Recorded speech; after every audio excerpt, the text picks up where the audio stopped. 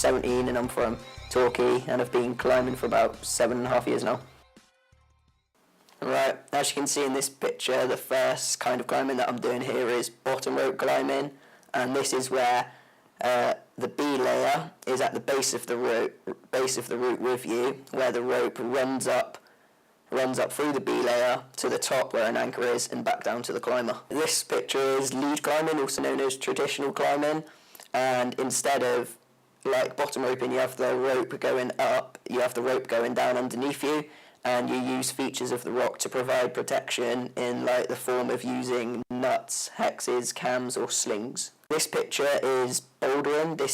It can be outside, but it is mostly indoors on artificial walls, and it's climbing short problems, generally less than about 6 meters, and it doesn't require a rope.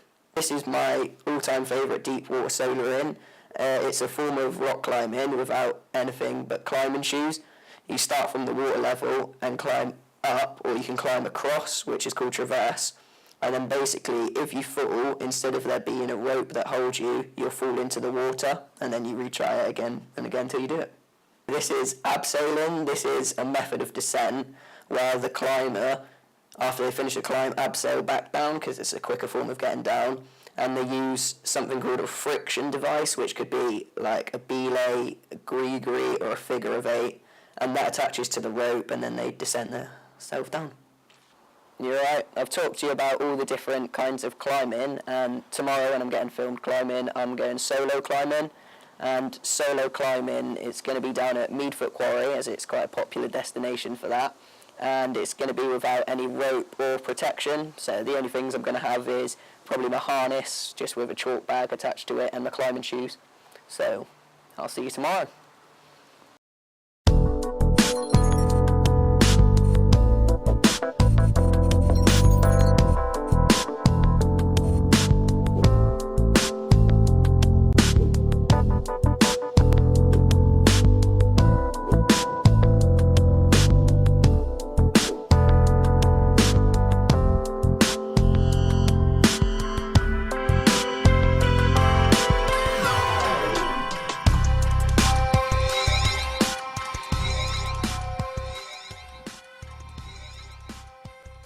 Sweet, so always before a climb, it's good to just put your shoes on, because the shoes will just give you more grip really. You'll be able to put them, because they're pointed as well, you'll be able to get them in cracks and climb up. Just be able to climb higher grades with them on. They give you more grip on the rock, so if it is a bit wet or damp, you're just going to have better grips. Also they're curved in like kind of oval shape, so that when you're just climbing up and say there's a rock sticking out, instead of your foot being flat on it, it go round it, like round the rock, and get a good grip on it, and you get more surface area on it.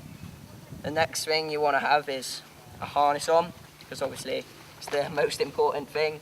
The rope will be chucked down from the top, and you'll clip on to this, which is your belay loop, which is the strongest part of your harness. This will stop you from, if you fall, it's going to stop you from hurting yourself, injuring yourself. It do loads of stuff. It take a lot of tension off you. It put all the tension onto this when climbing. It should go up to your waist, just above your hip bones, because if it's on your hips, it's going to hurt your bones in there. And also this should be, your leg loop should be done up tight, because if you are going to fall, it's going to pull on this bit, which is the leg loops. And obviously there's quite a bit of fat here, so if you are going to fall, it's going to just let some of the tension out.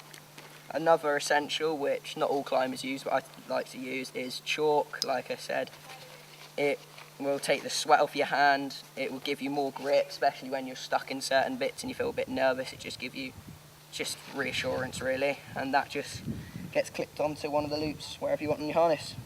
And then once you've got all this on, tie the rope on from the top and you're ready to climb.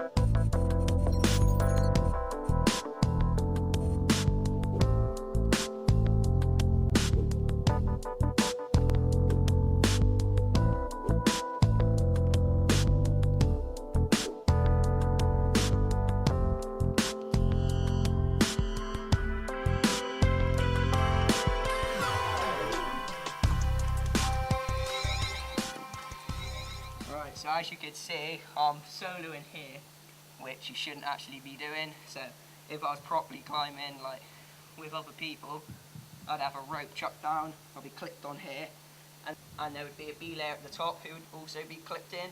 So if I was to fall, they would have me in at the top and it would take the stress off my harness. It would come off me and go onto the rope into the setup at the top.